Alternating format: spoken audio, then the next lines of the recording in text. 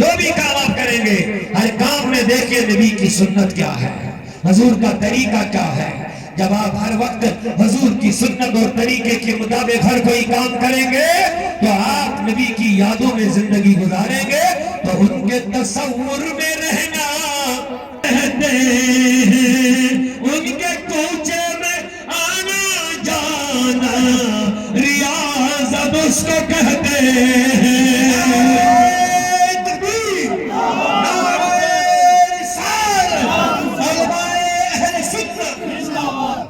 لیکن صرف نبی کی یادیں اور نبی کا ذکر صرف جلسوں تک محدود نہ رکھیں۔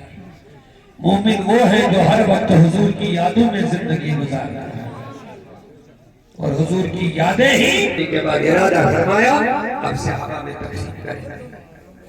تو حضور کی عادت مبارکہ تھی، وہ ہر کام کہاں سے شروع کرتے تھے؟ داہنے سے۔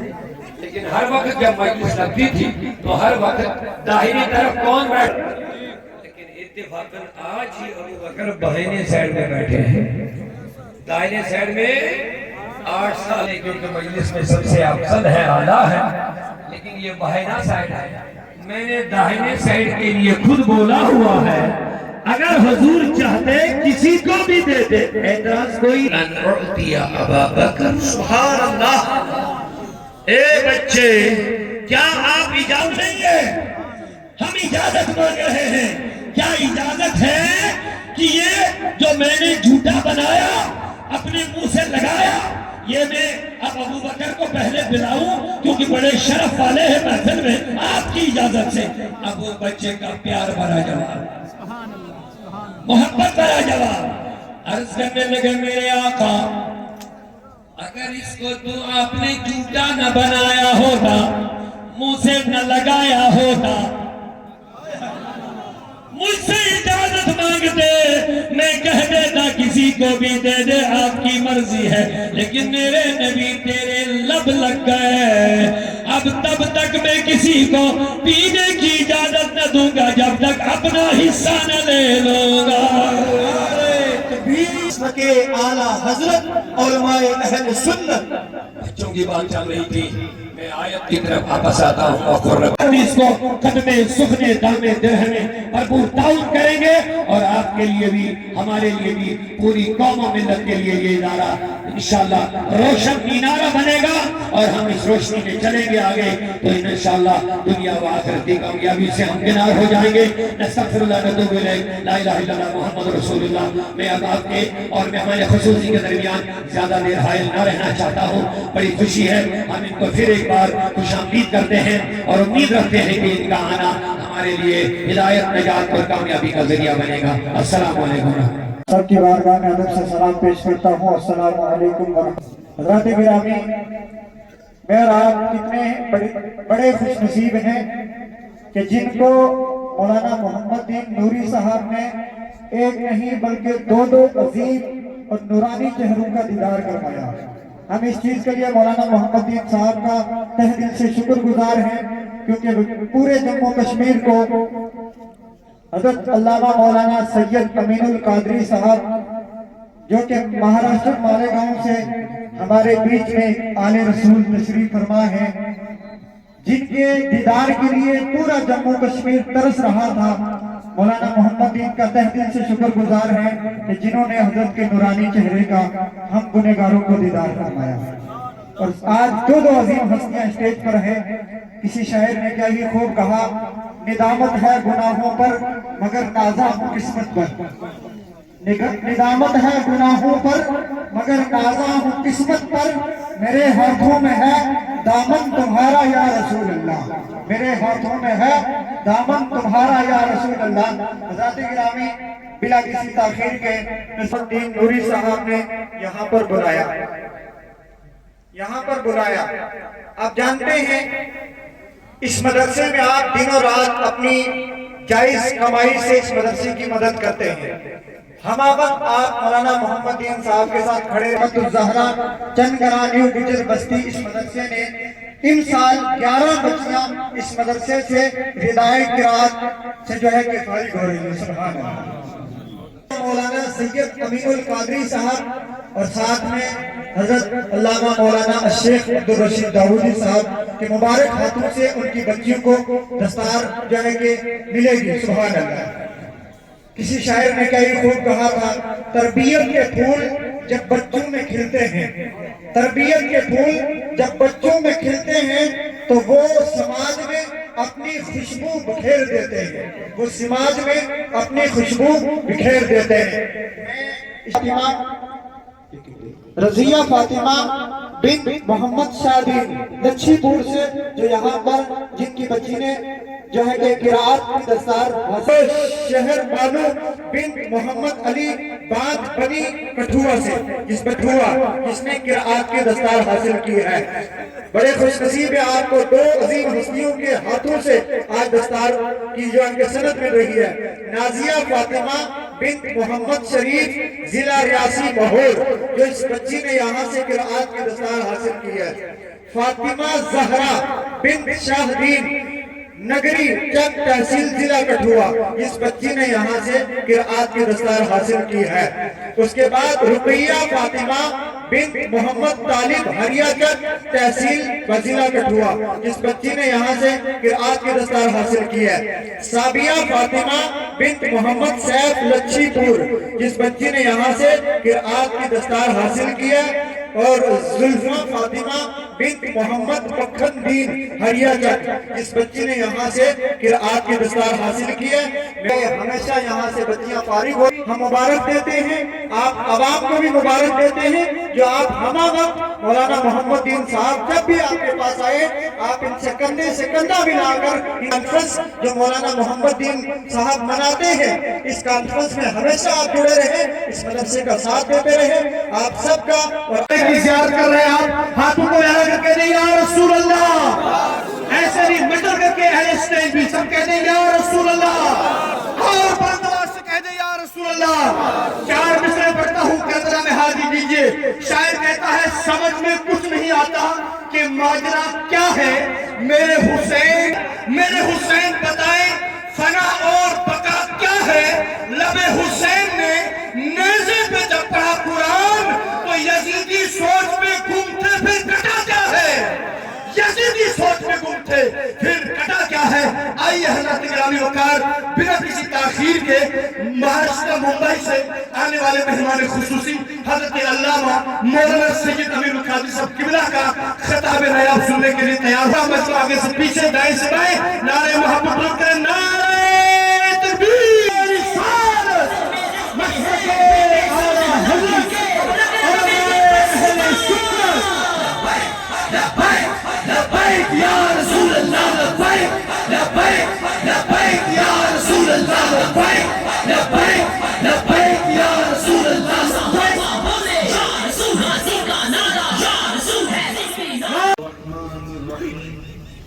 یا ایھا الذین آمنوا قوا انفسکم واہلیکم نارا وقودها الناس والحجارہ. صدق اللہ العظیم.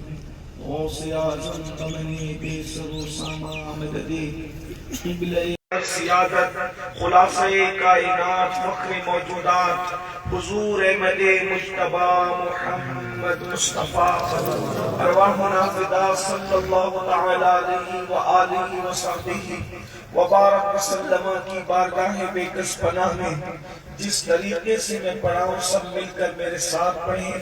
الصلاة والسلام عليك يا رسول الله. الصلاة والسلام عليك يا نبي الله.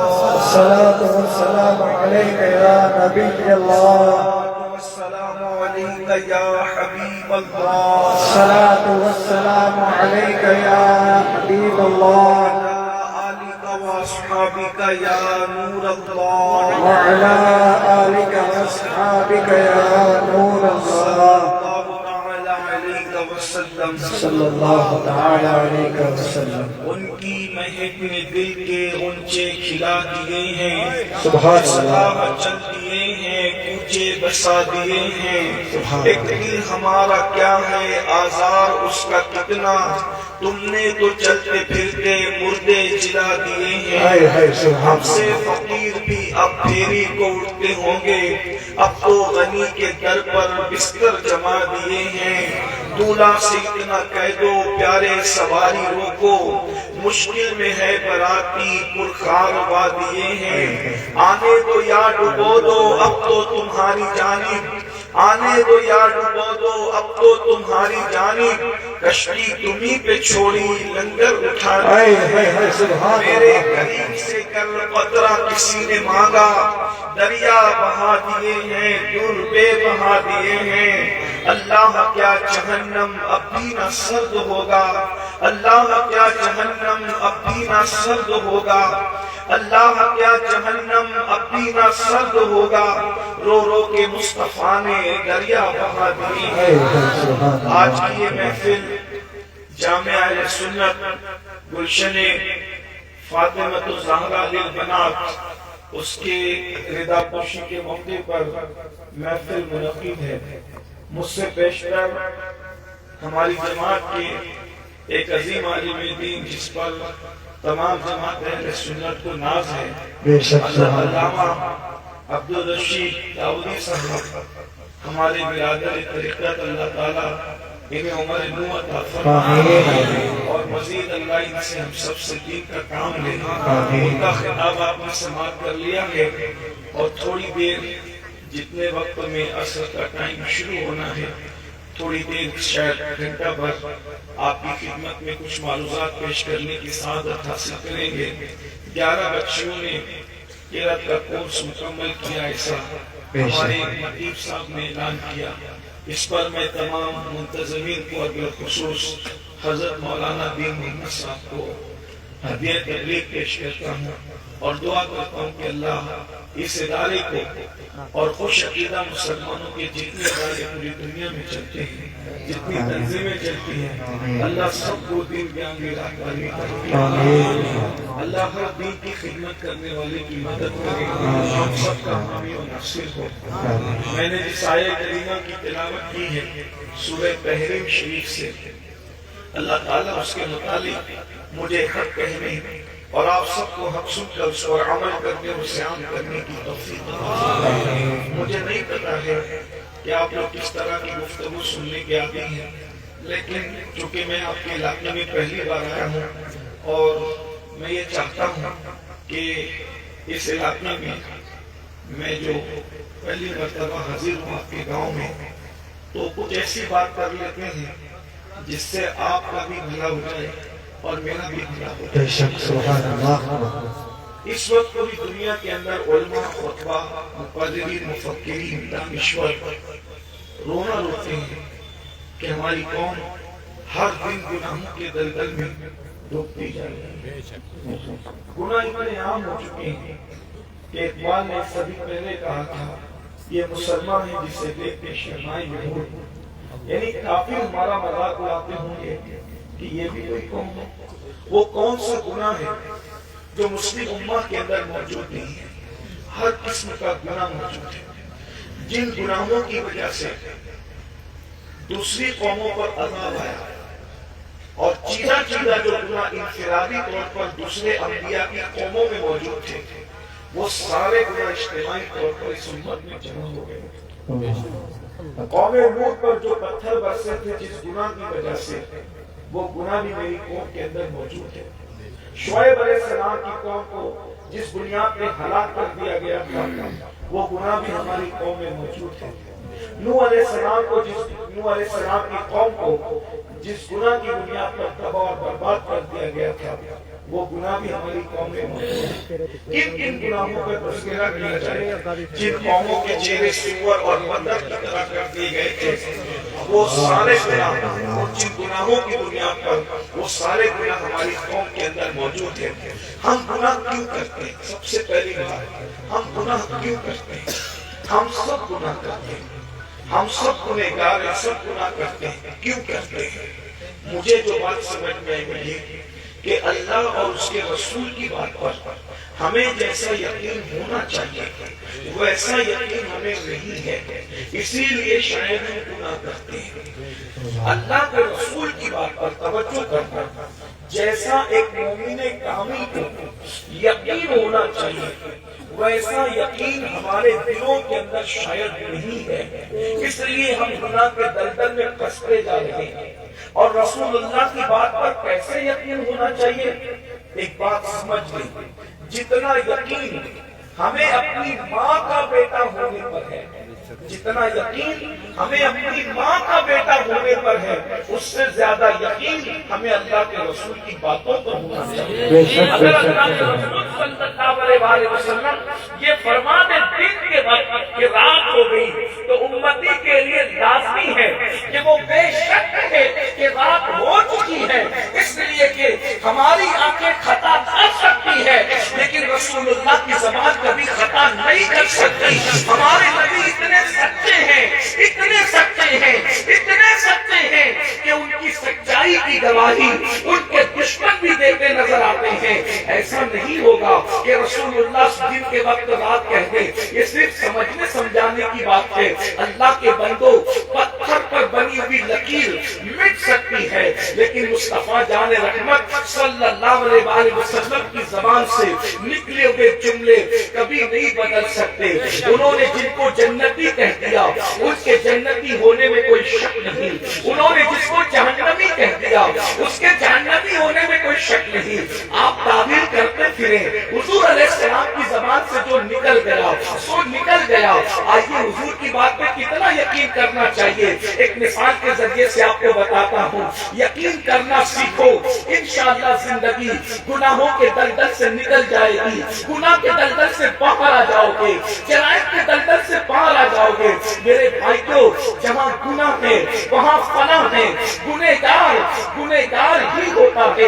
اللہ کے بندوں، صحابہ کو کتنا یقین تھا اللہ کے رسول صلی اللہ علیہ وسلم کی باتوں پر۔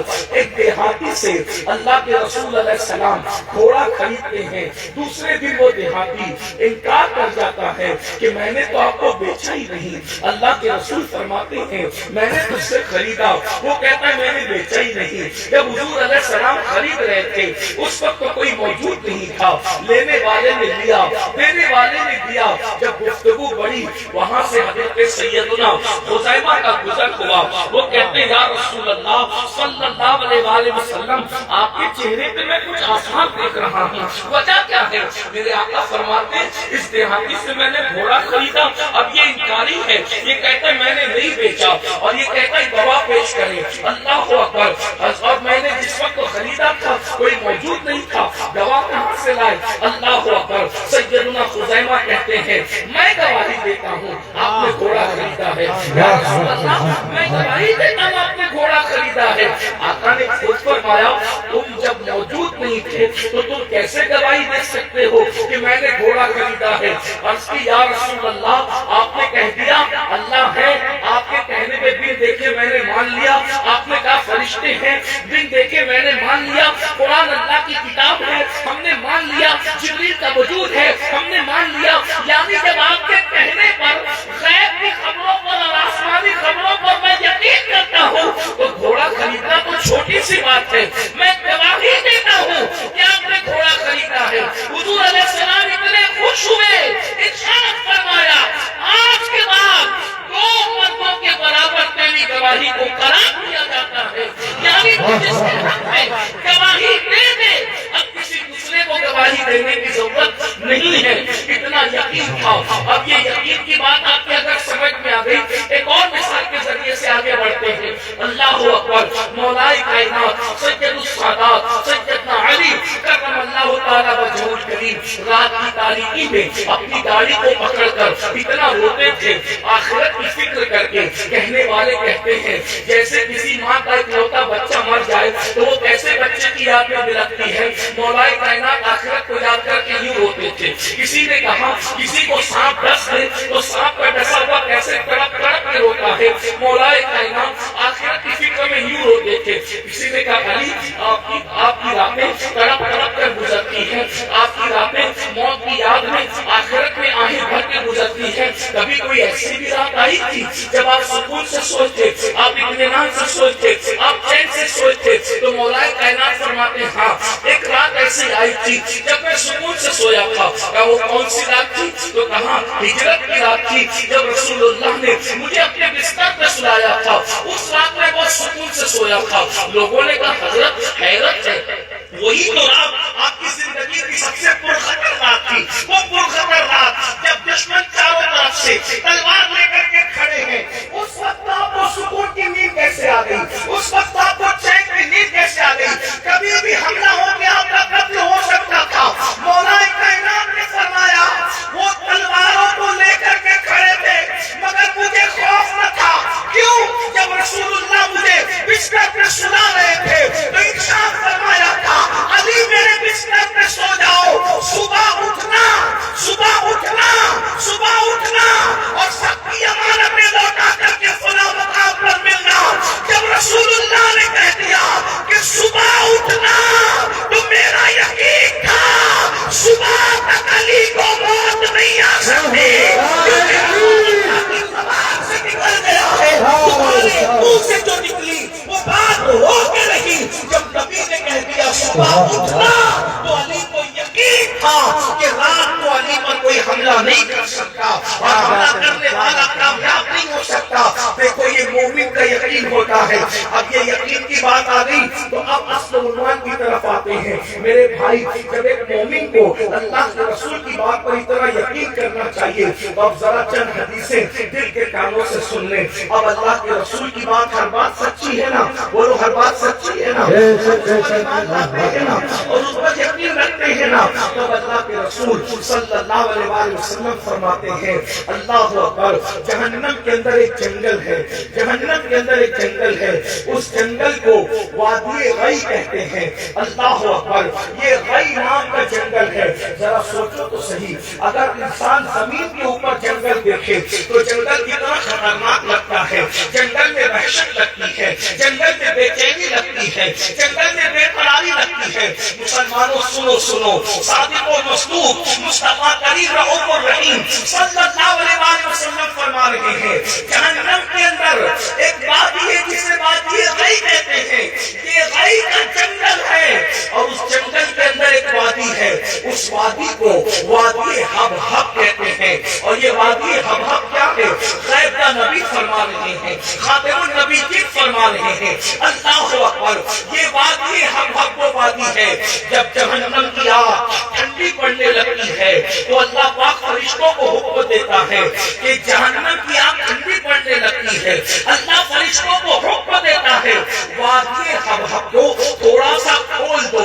جب جہنم کی آگ ٹھنڈی پڑنے لگتی ہے تو اللہ فرشتوں کو حکم دیتا ہے وادی حبحب کو تھوڑا سا کھول دو۔ وہ جیسے ہی تھوڑا سا کھولتے ہیں واپس سے جہنم کی آگ بھڑکنے لگتی ہے۔ فرمایا میرا وادی حبحب وہ وادی ہے جس سے جہنم بھی ایک دن میں 36 مرتبہ پناہ مانگتا ہے۔ پورے جہنم میں سب سے گرم وادی وادی حبحب ہے، پورے جہنم کے اندر سب سے زیادہ دردناک عذاب وادی حبحب میں ہے۔ پورے جہنم کے اندر وادی حبحب کی کیفیت یہ ہے، آقا ارشاد فرماتے ہیں اگر اس میں پہاڑ ڈال دیے جائے پہاڑ تو پہاڑ بھی پگھل جائے۔ اب مسلمانوں ذرا سوچو، جس پہ پہاڑ پگھل جائے، جس سے جہنم پناہ مانگے، جس پہ دردناک عذاب ہے، اللہ اکبر، صحابہ لرز گئے ہوں گے کیونکہ وہ حضور پہ یقین رکھتے تھے۔ صحابہ کرام نے پوچھا یا رسول اللہ صلی اللہ علیہ وسلم، ہمارے ماں باپ آپ پہ قربان، یہ وادی حبحب میں کس کو ڈالا جائے گا؟ کون اس کے اندر داخل کیا جائے گا؟ تو میرے اور تمہارے سچے رسول ارشاد فرماتے ہیں 5 گنہگار، 5 قسم کے لوگ اس وادی حبحب میں داخل کیے جائیں گے۔ کون سی وادی؟ جس سے جہنم بھی پناہ مانگے، جس میں پہاڑ بھی پگھل جائے، جو جہنم کو بھڑکانے کے کام آئے۔ اللہ اکبر، ذرا غور کیجیے، اس وادی حبحب میں 5 گنہگار، 5 قسم کے لوگ ہوں گے۔ اب حدیث کی روشنی میں میں ان 5 لوگوں کو پیش کرتا ہوں، لیکن ان میں اور آپ تو نہیں ہیں، ذرا غور کیجیے گا، کیونکہ کہہ کون رہا ہے؟ اللہ کے رسول کہہ رہے ہیں، اور کس زبان سے کہہ رہے ہیں؟ میرے امام کہتے ہیں وہ زبان جس کو سب کن کی کنجی کہے اس کی نافذ حکومت پہ لاکھوں سلام، وہ دہن جس کی ہر بات کو بڑھیے خدا چشمہ علم و حکمت پہ لاکھوں سلام، میں مثال تیرے کلام پر ملی یوں تو کس کو زبان نہیں، وہ سخن ہے جس میں سخن نہ ہو، وہ بیان ہے جس کا بیان نہیں، وہ شاہ عرب کے بڑے بڑے تیرے آگے یوں میں کبے لچے، کوئی جانے منہ میں زبان نہیں بلکہ جسم میں جان نہیں، کروں تیرے نام پہ جان فدا، کروں تیرے نام پہ جان فدا، کروں تیرے نام پہ جان فدا، نہ بس ایک جان تو جہاں فدا، تو جہاں سے بھی نہیں جی بھرا، کروں کیا کروڑوں جہاں نہیں، اللہ اکبر۔ میرے تمہارے رسول نے فرمایا وادی ہب ہب کا لقمہ، 5 لوگ بنیں گے، 5 قسم کے لوگ۔ نمبر 1 جو نمازوں کو ترک کرتے ہیں، وادی ہب ہب میں وہ ڈالے جائیں گے۔ یہ کسی مولوی صاحب کا قول ہوتا میں کبھی نہیں بیان کرتا، یہ کسی مفتی صاحب کا قول ہوتا ہم اس پہ تعبیر کر کے اپنے قوم کو خوشخبری دے سکتے تھے، یہ اس رسول کا فرمان ہے۔ تمہارے منہ سے جو نکلی وہ بات ہو گئی، میں اسی پر رونا رو رہا ہوں کہ کاش میری قوم اپنے نبی کی بات پر ویسا یقین کرتی جیسا یقین کرنے کا۔